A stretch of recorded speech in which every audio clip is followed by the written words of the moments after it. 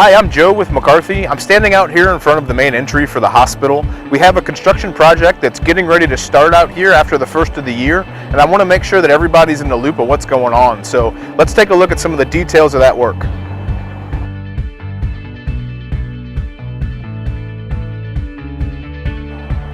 The work that we're talking about is called the North Connector. It's a pedestrian walkway that connects the existing lobby of the hospital to the lobby of the new West expansion. The work will take about 6 months overall, starting in January and finishing in July. As we're getting ready to plan this work, we're really concerned about three main things.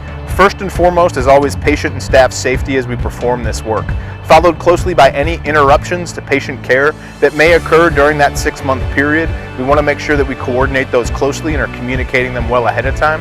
And finally, we want to make sure that emergency egress is always in play for any opportunity that may exist to evacuate the hospital during this work.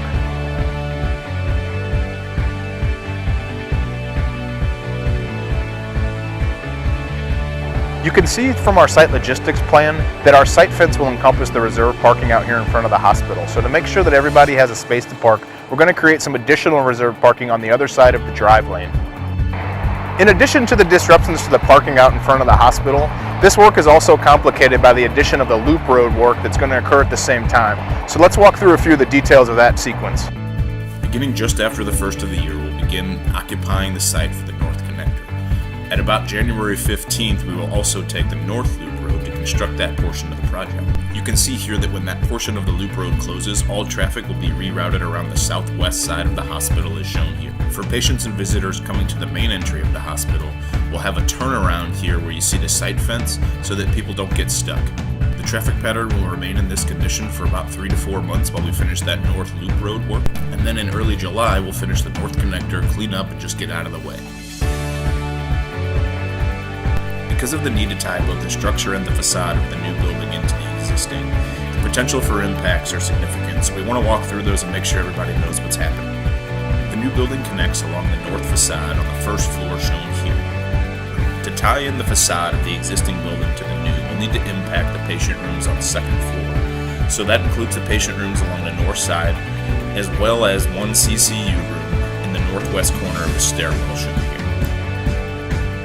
We're working through the sequence of construction here to make sure that the disruption is kept as minimal as possible and that plenty of notice is given to any patient care areas that are going to be taken out of service. While we certainly don't expect the need to evacuate the hospital during this work, we always want to be prepared just in case a situation arises. So in terms of emergency egress, McCarthy has met with the state fire marshal and decided that the best route is to shut down the egress that exits through the north side of the building during this time. In order to shut down those egresses, we're going to have to put in some interim life safety measures. McCarthy is working closely with Oklahoma Heart Hospital's Safety and Facilities Department to ensure that all emergency signage is properly oriented and that everyone will know exactly how to get out of the hospital if there was some sort of emergency.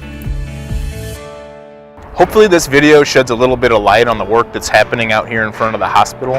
As always, our first priority is patient safety and making sure that this work goes off without a hitch. We know that that's possible with proper planning and communication. So thanks for watching, and we'll talk to you all next time.